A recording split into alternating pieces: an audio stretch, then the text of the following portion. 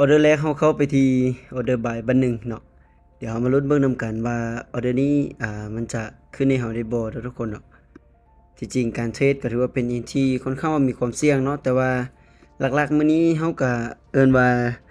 มาเทรดทำเงินนั่นแหละเนาะทุกคนเนาะมาหาเงินในการเทรดเนาะถามว่าการเทรดมีความเสี่ยงบ่แน่นอนการเทรดเป็นอีกที่มีความเสี่ยงค่อนข้างว่าสูงเลยแหละเนาะแต่ว่าออเดอร์แรกของเฮาไป30เนาะ 30 USDT ตอนนี้เฮาติดลบเลยเนาะเฮาติดลบ30 USDT หมายว่าเฮาเสียหั่นแหละเนาะทุกคนเนาะเฮาเทรดเสียเดี๋ยวออเดอร์ที่2เนาะทุกคนเนาะเฮา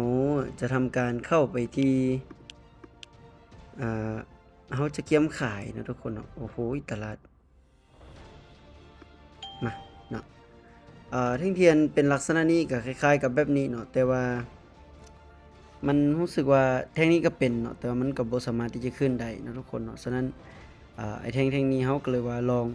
องที่จะยอดมาที่ออเดอร์ขายเบิ่งเนาะเดี๋ยวมาลุ้นเบิ่งนำกันเนาะทุกคนเนาะออเดอร์นี้ถือว่า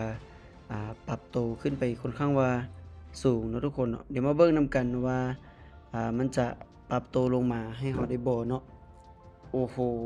ลงบ่ได้เนาะตอนนี้เฮาพลาดไป2ออเดอร์เนาะ พอดีรวมๆติดลบแมน100 USDT แล้วเนาะ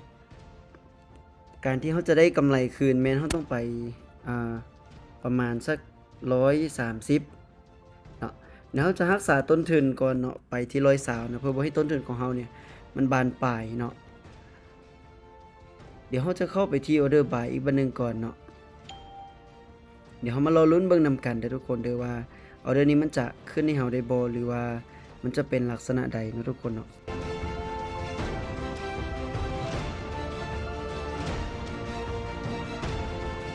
โอเควินเลยเนาะทุกคนเนาะตอนนี้เขาอาจจะบ่ได้กำไรหลายเนาะได้กำไร14 USDT เนาะอันนี้แหละว่าในเรื่องของการเทรดเนาะก็ย่อมต้องมีออเดอร์ที่ผิดพลาดแล้วก็มีออเดอร์ที่ได้เนาะอันนี้เป็นเรื่องปกติเนาะแต่หลักๆเนาะการที่เขาจะเข้ามาเทรดเนาะเขาต้องมีความรู้ต้องมีวินัยกับมันเนาะเดี๋ยวออเดอร์นี้เนาะออเดอร์นี้เขาจะเกียมขายเบอร์1เนาะทุกคนเนาะถามว่าเป็นหยังถึงขายเนาะก็ถือว่ามาฮอดจุดที่ว่าอดีตเนาะเคยมีแฮ่งขายเข้ามาเนาะทุกคนเนาะฮอดจุดเก่าเลยเนาะฉะนั้น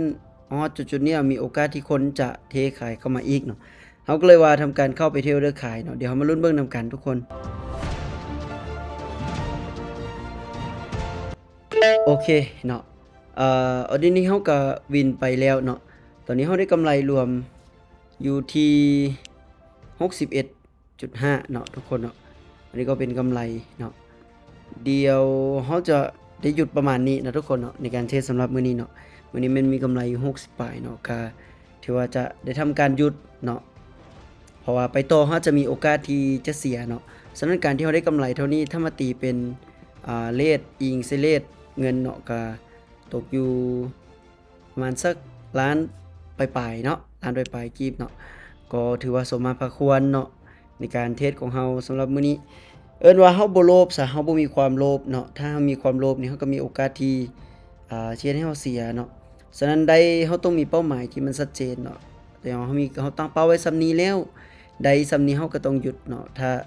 เสียแล้วเราก็ต้องยอมรับความเป็นจริงให้มันได้เนาะแล้วก็ต้องพยายามหยุดให้มันได้เนาะเพราะว่าส่วนหลายคนที่เสียก็มักจะเสียไปหลายย้อนหยุดบ่ได้เนาะเข้ามาแล้วก็บ่วิเคราะห์อะนะเนาะถ้าเกิดอารมณ์ร่วมก็จะได้มีโอกาสที่พอร์ตจะแตกแล้วก็ลากยาวไปสู่ความสูญเสียในวงกว้างเนาะฉะนั้นอันนี้ก็เป็นการยอมรับความเสี่ยงอีกอย่างหนึ่งในการที่เราจะเข้ามาเก็งกำไรกับสิ่งนี้ซั่นซะเนาะเอาสำหรับคลิปนี้ก็ประมาณนี้ทุกคนเนาะย้ำเด้อว่าทุกการลงทุนน่ะมีความเสี่ยงทุกคนไผบ่มีความรู้ห้ามลงทุนเด็ดขาดทุกคน